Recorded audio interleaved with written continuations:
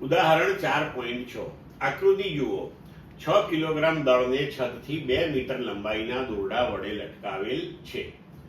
દોરડાના મધ્યબિંદુ P એ 50 ન્યૂટનનું એક બળ સમક્ષિતિજ દિશામાં દર્શાવ્યા મુજબ લગાડવામાં આવે છે.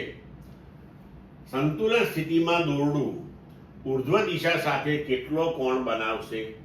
G બરાબર 10 મીટર પર સેકન્ડ સ્ક્વેર લો.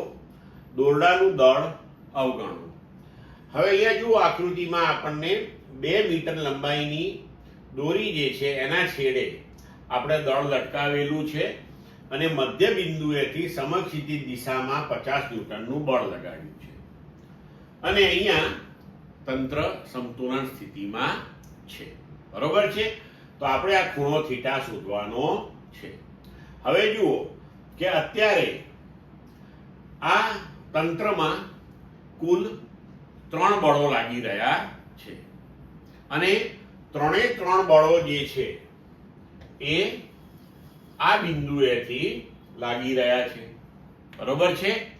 તો એક બળ છે આ ઉપરના ભાગની અંદર દોરડામાં લાગતું તણાવ બળ T1, બીજું દોરડામાં નીચે તરફ તણાવ બળ T2 અને સમક્ષિતિજ દિશામાં આપણે લગાવેલું બળ 50 ન્યૂટન.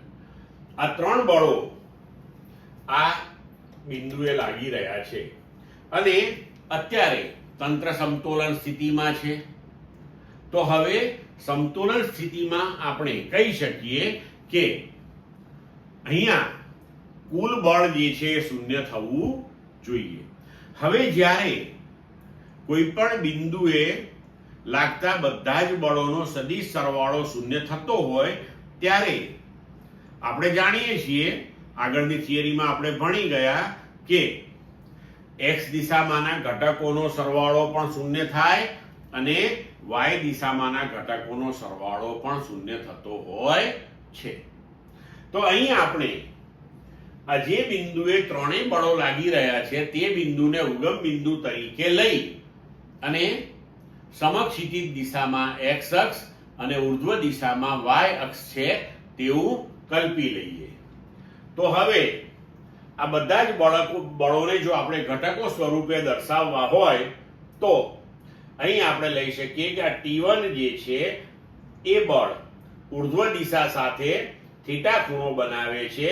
તો ઉર્ધ્વ દિશામાં તેનો ઘટક T1 cos થીટા થશે અને સમક્ષિતિજ દિશામાં T1 sin થીટા થશે. T2 તો પોતે ઉર્ધ્વ દિશામાં નીચેની તરફ જ છે. બરોબર? અને આ 50 ન્યૂટન બળ એ સમક્ષિતિજ જ છે એટલે કે x અક્ષ ઉપર જ છે. તો હવે અહીંયા આગળ x દિશામાંના ઘટકો એનો સરવાળો શૂન્ય થશે તેમજ y દિશામાંના ઘટકોનો સરવાળો પણ શૂન્ય થશે. તો હવે આપણે અહીંયા લઈ શકીએ કે સંતુલન સ્થિતિમાં T1 cos થીટા બરાબર T2 થાય. બરોબર છે? અને T1 sin થીટા બરાબર 50 ન્યૂટન થતું હોય. હવે T2 જે છે એ આ જે પદાર્થ લટકાવ્યો છે તેનું વજન બળ છે. તો T2 બરાબર mg એટલે 6 ગુણ્યા 10 બરાબર 60 ન્યૂટન. હવે સમક્ષિતિજ દિશામાંના ઘટકો લઈએ તો તેનો સરવાળો શૂન્ય થતો હોય એનો મતલબ એ થયો કે સમક્ષિતિજ દિશામાંના ઘટકો એકબીજાને સમતોલે છે જેમ ઉર્ધ્વ દિશાના ઘટકો એકબીજાને સમતોલે છે.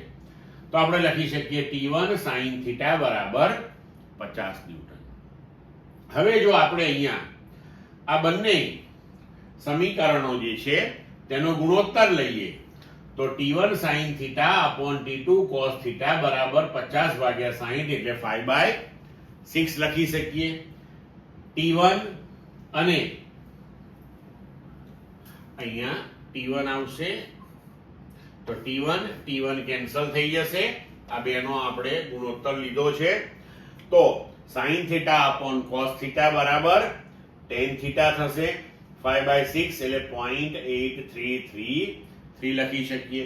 તો થીટા બરાબર આપણે લખી શકીએ tan ઇન્વર્સ 5/6 અથવા તો આપણે ટેબલની અંદરથી જોઈએ કે નેચરલ ટેન્જેન્ટના ટેબલમાં આપણને લોગ ટેબલમાં આ જે મૂલ્ય છે એને આનુષંગિક કેટલો ખૂણો આપ્યો છે, તો આપણો જવાબ આવશે θ બરાબર 40 ડિગ્રી.